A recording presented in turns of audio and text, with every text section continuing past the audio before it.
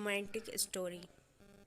आज नौकर का पहला दिन था। रिया ने सुबह उठकर तैयारी की और ऑफिस के लिए निकल पड़ी। पिताजी के गुजरने के बाद घर की सारी जिम्मेदारी उस पर ही थी। इंजीनियरिंग कॉलेज में अक्सर अव्वल रहने वाली रिया के बड़े बड़े सपने थे, लेकिन परिस्थितियाँ उसे इस राह पर चलना पड़ा था।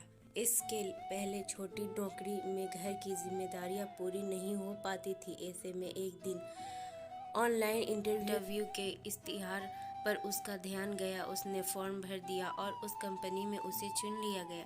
रिया जब ऑफिस में पहुंची तो ऑफिस के कुछ कर्मी थोड़े समय से थोड़ा पहले ही आ गए थे। वहीं से रिसेप्शन पर बैठी अंजलि ने रिया से पूछा, गुड मॉर्निंग मैम, आपको किससे मिलना है? मैं इस कंपनी में ऑनलाइन इंटरव्यू से चुनी गई हूँ। आज से मुझे ऑफिस ज्वाइन करने के लिए कहा गया था। लेटर ओके, कांग्रेट्स, आपका इस कंपनी में स्वागत है। थोड़ी देर बैठिए, मैं मैनेजर साहब से पूछकर आपको बताती हूँ। रिया वहीं बैठकर कंपनी का निरीक्षण करने लगी।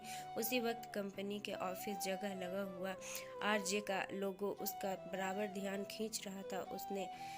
उतने में अंजलि आई। आपको मैनेजर साहब ने बुलाया है, वे आपको आगे का प्रोसीजर बताएंगे। कंपनी के मैनेजर सुलझे हुए इंसान थे। उसकी बातों से और काम समझाने के तरीके से रिया के मन का तनाव काफ़ी कम हुआ। उसने सब कुछ समझ लिया और काम शुरू कर लिया। शुरू के कुछ दिनों में ही रिया ने अपने हंसमुख स्वभाव से और काम के प्रति ईमानदारी से सबको अपना बना लिया। लेकिन अभी तक उसकी कंपनी में मालिक आरजे सर से मुलाकात नहीं हुई थी। कंपनी की मीटिंग हो या और कोई अवसर जहां पर उसकी आरजे सर के साथ मुलाकात होने की गुंजाइश थी, वहां उसे जानबूझकर इग्नोर किया जा रहा था। ऐसा क्यों?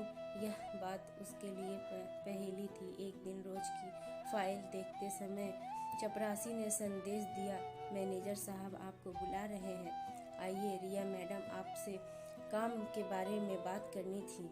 आज आपको इस कंपनी में आए कितने दिन हुए? क्यों, क्या हुआ सर? मैंने कुछ गलत किया क्या? गलत हुआ ऐसा मैं नहीं कह सकता, मगर अपने काम की गति बढ़ाइए। और हाँ, इस जगह हम काम करने की तनख्वाह देते हैं, गपशप की नहीं, यह ध्यान में रखिए। जाइए आप। रिया ने मन को यह बात बहुत बुरी लगी। वैसे तो मैनेजर साहब ने कभी भी उसके साथ इस तरीके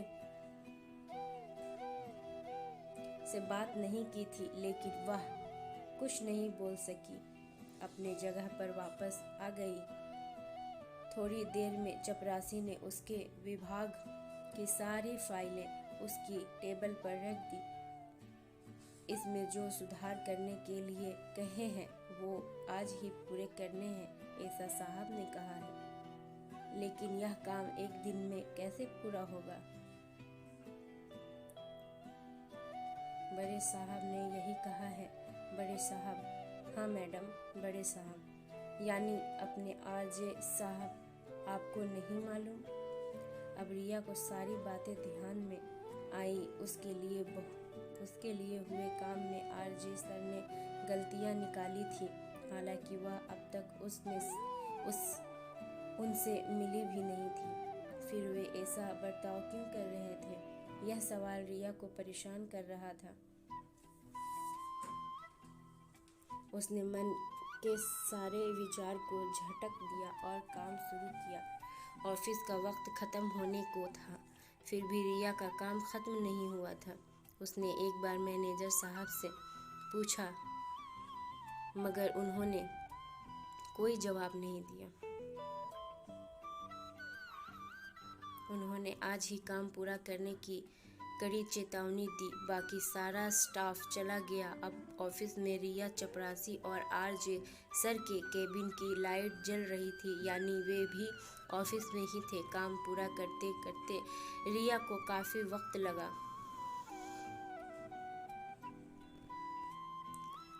आज की कहानी यहीं पे ख़त्म होती है। मिलती हूँ नेक्स्ट चैप्टर में, तब तक के लिए सी यू सून।